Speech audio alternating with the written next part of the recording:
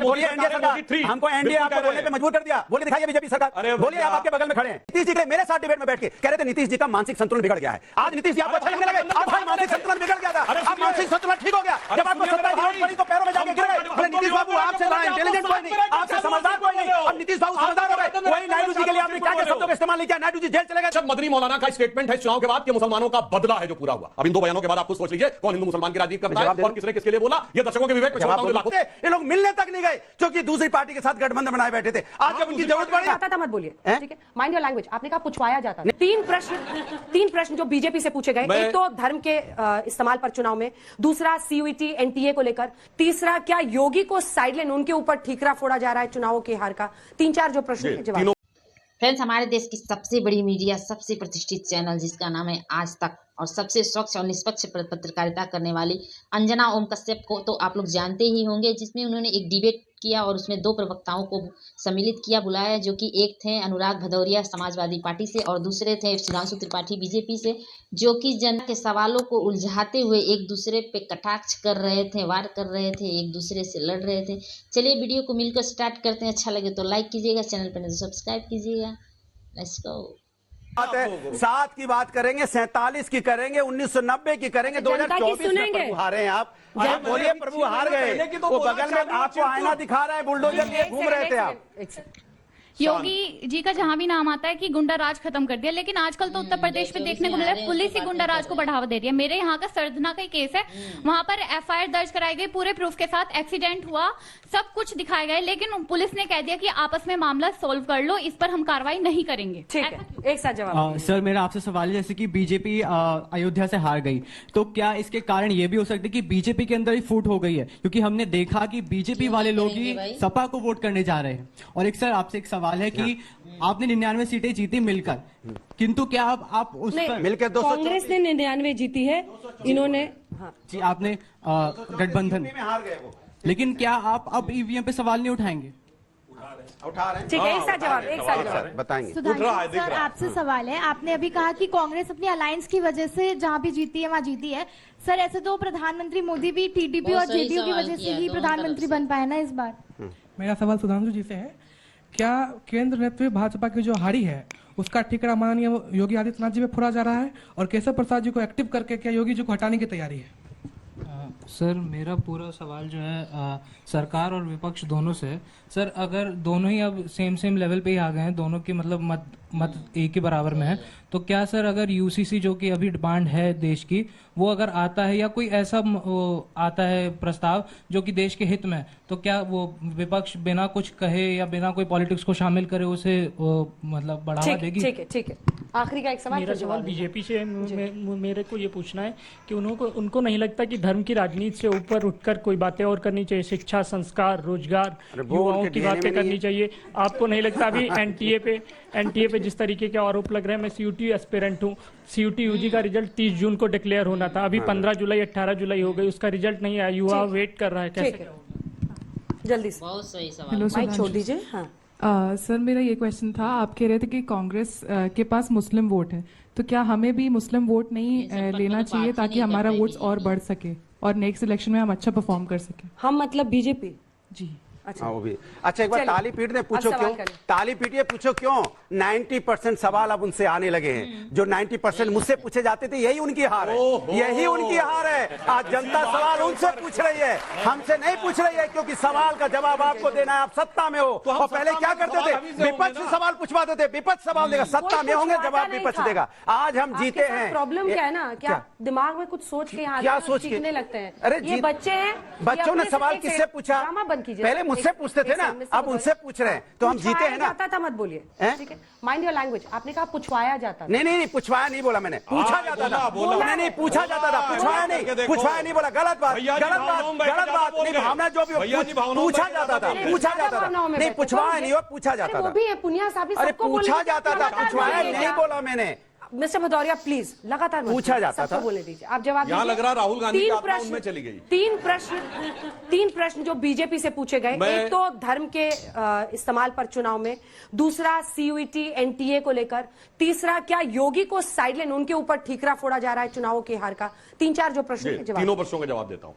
देखिए, इतने बड़े चुनाव में, जो दुनिया का सबसे बड़ा चुनाव था, यदि हमें कुछ राज्यों में, जहां पे हमारे मुख्य रूप से 3 राज्य, उत्तर प्रदेश, बंगाल और महाराष्ट्र, जहां हमें आशातीत सफलता नहीं मिली है, अब इसको केवल 1 या 2 व्यक्ति या 1 या 2 कारण पर तय नहीं किया जा सकता। इसका निष्कर्ष व्यापक विश्लेषण के बाद किया जा सकता है। पार्टी उस प्रक्रिया में चल रही, मैंने पहले भी बोला था कि वो हो रहा है। अब नीट और एनटीए के संदर्भ में यह कहना चाहूंगा, सरकार उस पर पूरी संवेदनशीलता के साथ काम कर रही है, क्योंकि मामला सर्वोच्च न्यायालय में विचाराधीन है, और जो सर्वोच्च न्यायालय का डिसीजन होगा उसको हम अक्षरशः इन लेटर एंड स्पिरिट इंप्लीमेंट करने के लिए प्रयास करेंगे। तीसरी बात, जो धर्म वाली बात कही गई, तो सिर्फ 2 फैक्ट बोलता हूं, बाकी लोग अपने आप तय कर लें। एक हिंदी में कहावत होती है, खुला खेल फर्रुखाबादी। तो फर्रुखाबाद के कैंडिडेट ने बोला था वोट जिहाद। वोट जिहाद क्या था? तो सेकुलर था, इसमें कोई ऐसी बात थोड़ी थी। और अभी अरशद मदनी मौलाना का स्टेटमेंट है इस चुनाव के बाद कि मुसलमानों का बदला है जो पूरा हुआ। अब इन 2 बयानों के बाद आप खुद सोच लीजिए कौन हिंदू मुसलमान की राजनीति करता है और किसने किसके लिए बोला। ये दर्शकों के विवेक पे छोड़ता हूं, जो लाखों दर्शक सोच रहे हैं। और दोनों बयान आपके हैं। आपने रोका वोट जिहाद वर्ड को? नहीं रोका। बोलने दो। और आज मौलाना मदनी ने बोला कि ये मुसलमानों का बदला है। कोई सेकुलरिज्म का सूरमा उत्तर से दक्षिण तक नहीं बोला, सबके मुंह में दही जम गए। तनुज जी, अब आप जवाब दीजिए। जो विपक्ष की तरफ सवाल उनके थे, बहुत सारे बच्चों के, वो कह रहे थे अगर मामला बराबर का हो गया तो क्या आप लोग, जो अगर कुछ ऐसा है जो देश के लिए अच्छा है, जरूरी है, यूसीसी है, उस सब पे समर्थन देंगे? बिल्कुल समर्थन देंगे, लेकिन उससे पहले जो संसद भवन है उसमें चर्चा होनी चाहिए। पिछली बार की तरह नहीं कि 140 सांसदों को सस्पेंड करके और आप यूनिलैटरली उसको पास कर दें अपनी तरफ से। अगर आप चर्चा करेंगे तो हम भी चर्चा करना चाहते हैं। कई लोगों ने संसद भवन में ये बोला, राष्ट्रपति के अभिभाषण के धन्यवाद में, कि हम चर्चा करना चाहते हैं। आपने 140 लोगों को सस्पेंड किया, आपने पास कर लिया। अगर 1-2 गलतियां हमारे, उसने कई वकील हैं यहाँ पे, कई लोग 7-7, 8-8 बार के जो है सांसद बैठे हैं यहाँ पे, अगर वो उसमें से कोई चीज अच्छी निकाले तो क्या सरकार एक्सेप्ट करने को तैयार है कि विपक्ष की जो बातें हैं जो निकल करके आएंगी सामने? तो अगर आप विपक्ष को समय दें, विपक्ष की बात सुनने को तैयार हो, तो विपक्ष पूरी तरह से तैयार है आपका पूरा समर्थन करने के लिए। अनुराग, देखिए, सवाल है कि भारतीय जनता पार्टी को संविधान पे विश्वास कहां है, लोकतंत्र पे विश्वास ही नहीं है। ये तानाशाही पे विश्वास रखते हैं। जैसा अभी साथी बोल रहे थे, एक दिन में 78 सांसदों को पार्लियामेंट से निलंबित कर दिया। बताइए आप, ये लोकतंत्र की परिभाषा है? ये संविधान की परिभाषा है? 140 सांसद आपने पार्लियामेंट से बर्खास्त करके और बिल पास कर दिया, और फिर कहेंगे कि आप संविधान नहीं बदलना चाहते थे। तभी तो आप नारा दे रहे थे 400 पार।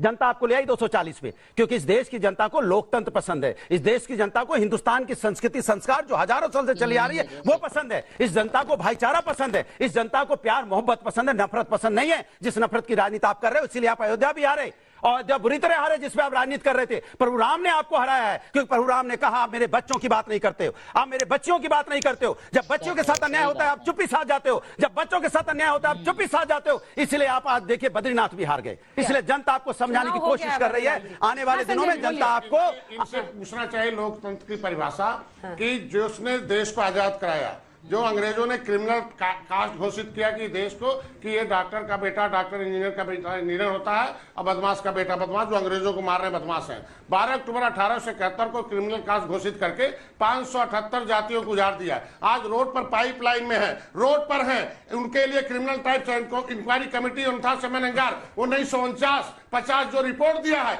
इन लोगों ने कूड़ेदान में डाल दिया। मीरा कुमारी ने डाल दिया। ये 578 जातियों ने कसम खाया है कि इस देश में कभी कांग्रेस को नहीं आने देना। जिसने इस देश को आजाद कराने वाली जातियों का सम्मान नहीं किया, उसे कभी संसद में बैठने का अधिकार नहीं है। जिस दिन वो जाग रहे हैं, इनको गांव से भगा रहे। वो पाइपलाइन में रहने वाले क्या दोष है? इन जातियों ने आजाद कराया, क्या दोष है? इन्होंने क्यों नहीं उसे बहस, 8 घंटा बहस कराया हूं, हरिभाऊ राठौर ने किया है। उस रिपोर्ट को इन लोगों ने कूड़ेदान में डाल दिया। देश को आजाद कराने वाले जातियां ये निषाद है, ठोकर खा रहे। उनके पाइप इन्होंने मुकदमा लिखा रखा है 74/4 1950। ये पब्लिक फाइल है जिसके आधार पर देश को संविधान में आरक्षण की व्यवस्था दी गई है। इनके 2 मंत्रियों के खिलाफ मुकदमा लिखाया हूं। ये आगे हमारे साथ, उनको देखो, जो सामाजिक न्याय मंत्री थे मुकुल वासनी और शैलजा ने, उन्होंने फाइल गायब कराया 2004 से 2014 तक। सपा बसपा ने कांग्रेस की सरकार बिना शर्त समर्थन दिया था। इसलिए दिया था कि 37% जो पिछड़ी जातियां हैं, जिनको अंग्रेजों ने उजाड़ा था, उनके फाइल को गायब कराओ और 1-2 बिरादरी को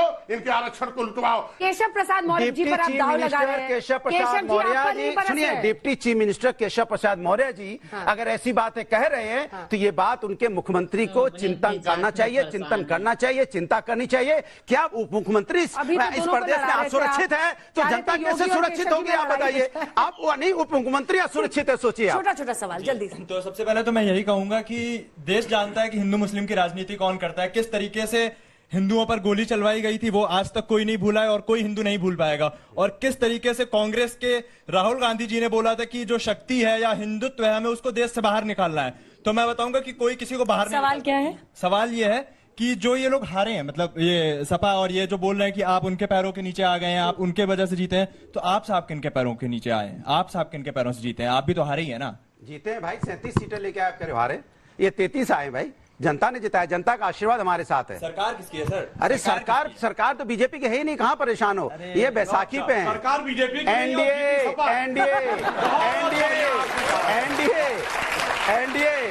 एनडीए बोलो ना, क्यों नहीं बोल पा रहे? अरे एनडीए की तो सरकार, तो आप बोलो बीजेपी की सरकार बोलो। बीजेपी की भाई आप बोलो, रुक गए। बीजेपी की सरकार बोल ही नहीं सकते। पहले बोलते थे अब की बार रक्षा मंत्री 400 पार, अब की बार एक सेकंड एक नया अरिथमेटिक आ गया है। 37 इज ग्रेटर देन 240, है ना? 37 is greater than 33 in UP. और बताइए, यूपी ना? हाँ, ऑब्वियसली। बाकी तो आपका यूपी में तो खड़े हैं अभी। अरे खड़े कहाँ? यूपी में तो खड़े हैं। अच्छा, कहाँ खड़े हैं? कहाँ खड़े? यूपी में ही खड़े हो ना प्रभु। तो यूपी में जीते तो हम ही है ना। आपको देख रहा है इतनी उम्मीदों से। हाँ। जैसे कि अनुराग जी ने अभी कहा था कि हम सबका धर्म हिंदुस्तानी है, पर हिंदुस्तानी आप लोग मानने को समाजवादी तैयार तो हो, हमेशा से MY फैक्टर की राजनीति कर रही है, तो ये कहाँ से मुस्लिम और यादव का ही समर्थन सिर्फ समाजवादी को चाहिए? जैसे कि मैं बुंदेलखंड के हमीरपुर जिले का हूँ, वहाँ पे सपा का ही जीता वहाँ पे। वहाँ पे हमारा जो मौदाहा है, वहाँ पे एक ऐसा क्षेत्र है जहाँ पे मुस्लिम बहुल है और हिंदू अलग है, एक ऐसा क्षेत्र है।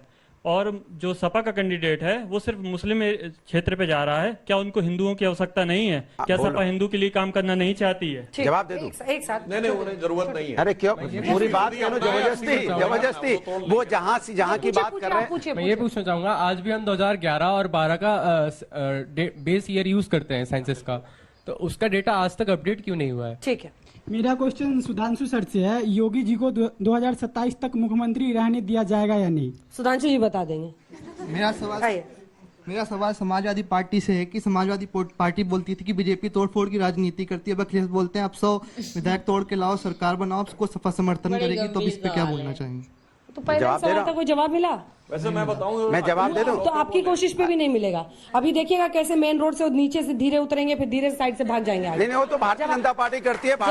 सुनिए, जो आपने बोला वो भारतीय जनता पार्टी करती है। महाराष्ट्र में सरकार बनाने वाली हूँ, वहाँ पे सपा का ही जीता वहाँ पे। वहाँ पे हमारा जो मौदाहा है, वहाँ पे एक ऐसा क्षेत्र है जहाँ पे मुस्लिम बहुल है और हिंदू अलग है, एक ऐसा क्षेत्र है।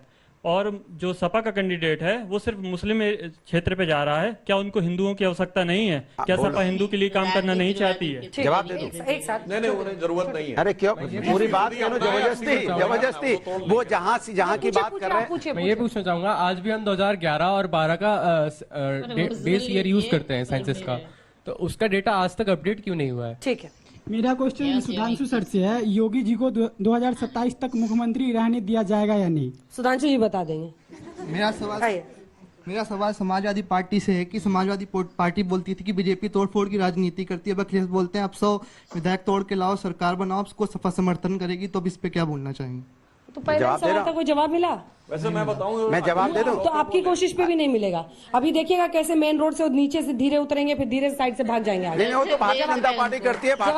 सुनिए, जो आपने बोला वो भारतीय जनता पार्टी करती है। महाराष्ट्र में सरकार बनाने वाली पार्टी नहीं, पार्टियों को भी आपस में 2 भाग में बांट देती है सत्ता बनाने के लिए। और सिर्फ वहीं नहीं, बिहार में भी यही काम किया, मध्य प्रदेश में भी यही काम किया, और इन्होंने यही काम किया था गोवा में। पार्टी तोड़ना, सरकार बनाना, सत्ता की मलाई खाना इनकी तोड़ने आदत की बात करें तो है। भजन, अब मैं अपनी बात कह लूं, भजन गा रहे थे। अरे अपनी बात कर लो ना, मैं बता रहा हूं, सुन तो लो, अब परेशान क्यों हो गए? अरे मैं आपकी पोल खोलने लगा, अरे सुन तो लीजिए, अरे प्रभु सुन लीजिए, अरे हारे हुए सुन लीजिए, सुन लीजिए। अच्छा आप हार गए, अब सुन लीजिए। इन्होंने बोला, अरे मैं जवाब दे दूं, इन्होंने बोला कि MY फैक्टर, आपने बोला ना अभी, उत्तर प्रदेश के अंदर में 37 सीटें जीते हम। हमीरपुर की सीट में 80% आप देखोगे वहां MY फैक्टर नहीं है। हमीरपुर भी हम जीते हैं। हमें उत्तर प्रदेश की संपूर्ण जनता ने, चाहे अगड़ा हो, पिछड़ा हो, चाहे दलित हो, चाहे हिंदू हो, चाहे मुस्लिम हो, चाहे सिख हो, ईसाई हो, सबने हमें वोट दिया, तब हम 37 सीटें लेके आए हैं। इनको किसी ने वोट नहीं दिया है, बड़ी मुश्किल से 33 लेके आए हैं और बड़ी मुश्किल से जीते हैं, क्योंकि सत्ता का दुरुपयोग किया था। अगर सत्ता नहीं होती तो ये मुश्किल से 3 सीटें जीत पाते। सवाल बनता है, आज अखिलेश बाबू ये भी कह रहे हैं कि जनता ने इनकी गर्मी निकाल दी। आज सवाल ये कि आप हमेशा हरी खेती नहीं कह सकते हैं। अगर 37 सीटें, अगर 37 सीटें आ रही है इनको, तो इनको हर वर्ग के लोगों ने वोट दिया है। जो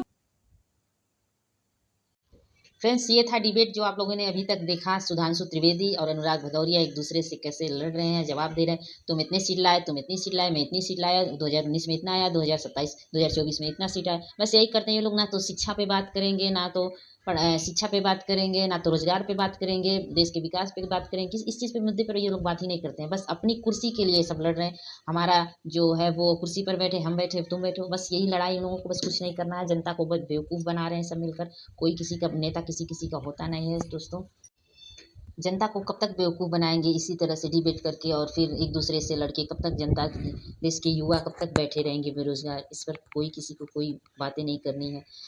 चलिए फ्रेंड, आप लोगों को वीडियो कैसा लगा? अच्छा लगे तो लाइक कीजिएगा, चैनल पर नहीं तो सब्सक्राइब कीजिए। मिलते हैं नेक्स्ट वीडियो में नेक्स्ट सेशन के साथ, तब तक के लिए बाय।